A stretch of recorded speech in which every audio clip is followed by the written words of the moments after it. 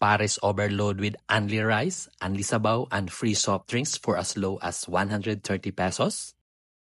Nangawala na tanan parisan sa CDO pero nagpabilin gihapon ang DKP Pares Overload and Eatery, ang trending parisan sa CDO located just in front of Isuzu Lapasan. Super spacious, perfect for barkada or family hangouts. And guess what? Dili lang pares ang ilang bida, daghan jud kag kapilian.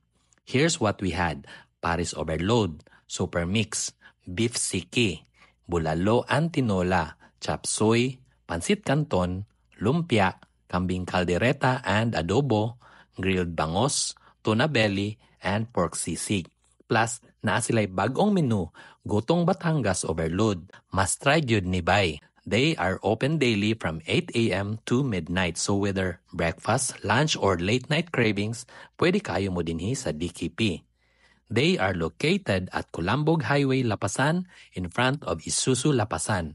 For bookings, call 0919-381-4096. Tara na sa DKP. Sulit yun diri.